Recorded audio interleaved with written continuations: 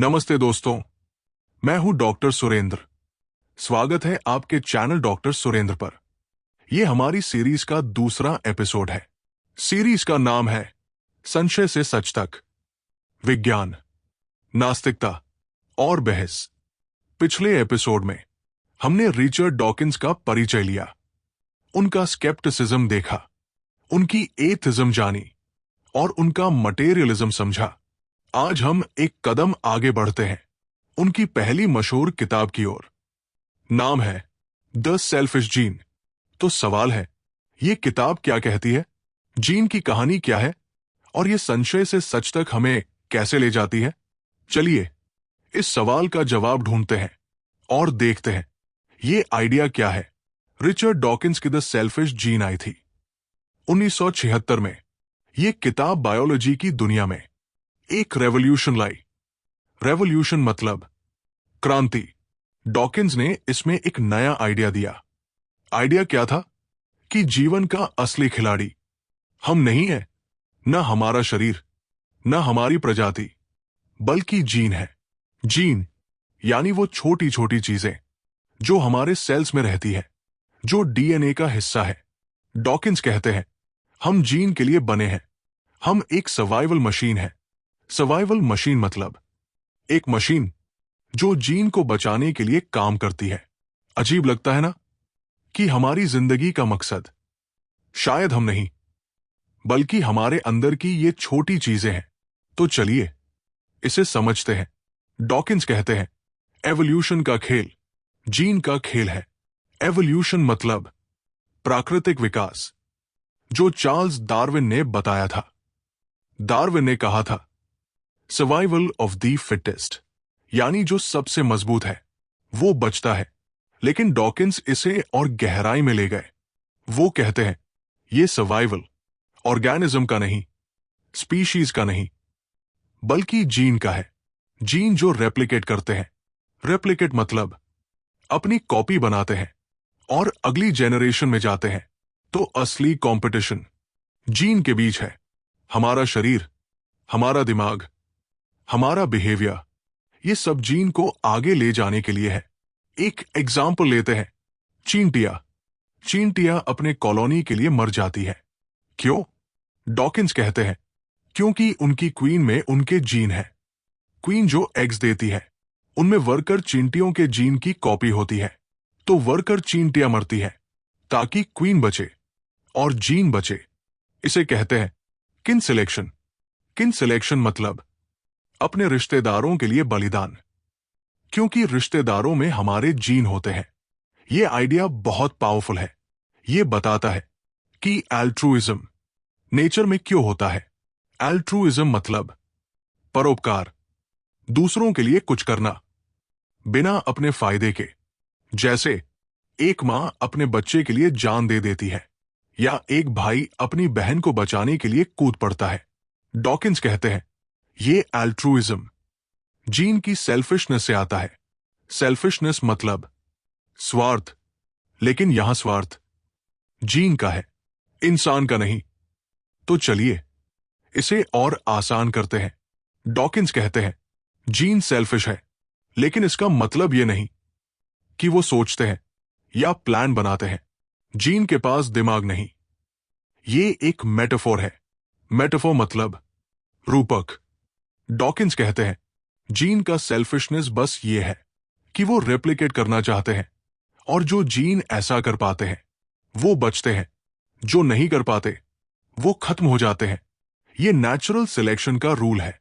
Natural selection मतलब प्राकृतिक चयन, जो डार्विन ने बताया था, लेकिन डॉकिंस ने इसे जीन की नजर से देखा।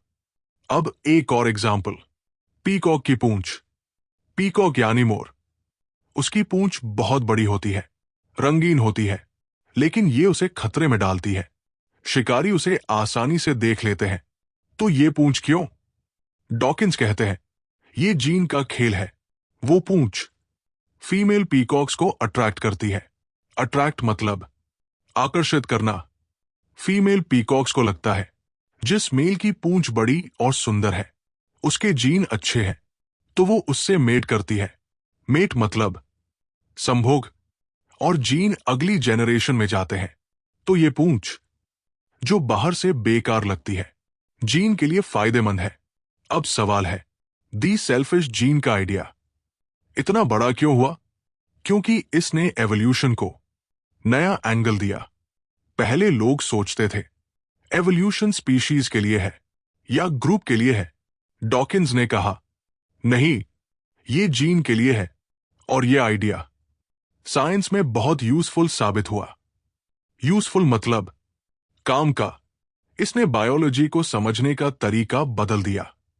सोशियोबायोलॉजी जैसा फील्ड शुरू हुआ।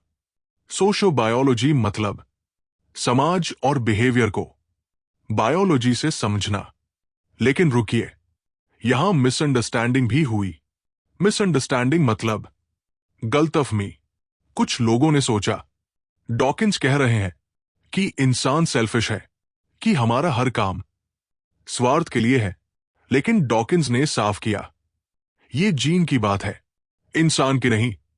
वो कहते हैं हम जीन के गुलाम नहीं। हम सोच सकते हैं, डिसाइड कर सकते हैं, लेकिन नेचर में जीन का रूल चलता है और ये रूल हमें बनाता है।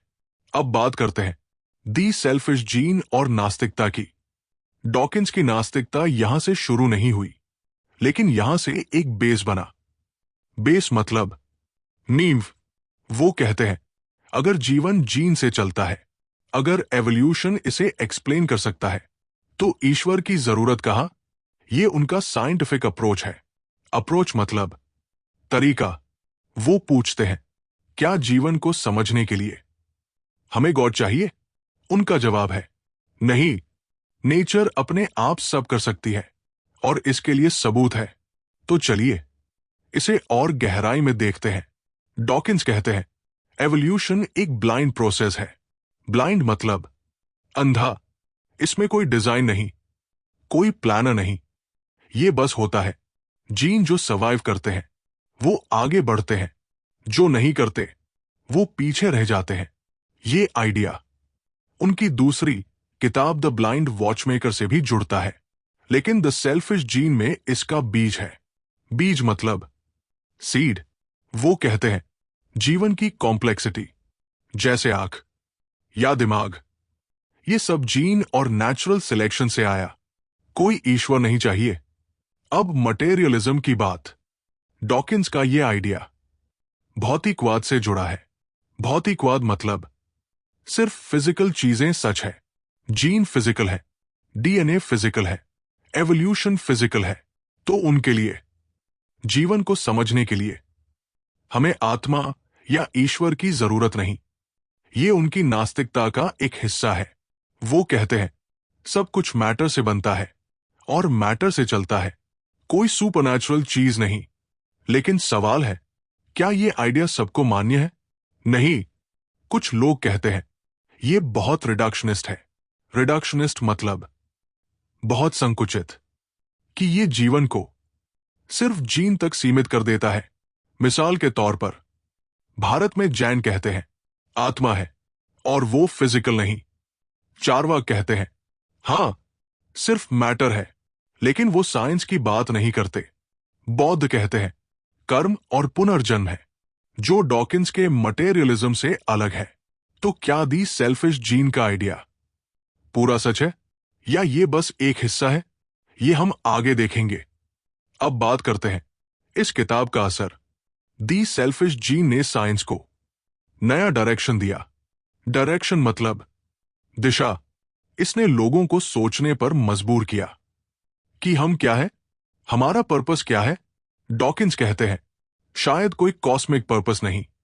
कॉस्मिक मतलब ब्रह्मांडीय, लेकिन हम अपना पर्पस बना सकते हैं। ये उनकी नास्तिकता का हिंट है। हिंट मतलब संकेत। वो कहते हैं हमें ईश्वर से मीनिंग नहीं लेना, हम खुद मीनिंग बना सकते हैं। तो दोस्तों, हमने देखा दूसरा एपिसोड, दी सेल्फिश जीन की कहानी। डॉकिंस का यह आइडिया कि जीन असली खिलाड़ी है, हम नहीं। ये एवोल्यूशन को समझने का नया तरीका था और ये उनकी नास्तिकता का बेस बना। अगली बार हम खोलेंगे एल्ट्रुइज्म को। ये जीन से कैसे जुड़ा है और ये डॉकिंस की सोच को कैसे आगे ले जाता है। तब तक सोचने को कुछ सवाल। क्या हम जीन के गुलाम हैं या अपनी मर्जी से जीते हैं? क्या यह आइडिया ईश्वर को खत्म करता है? कमेंट में अपनी बात रखें, लाइक करें, सब्सक्राइब करें, बेल आइकन जरूर दबाएं। रोज 3 PM पर नया एपिसोड। संशय बनाए रखें, सोचते रहें। नमस्ते।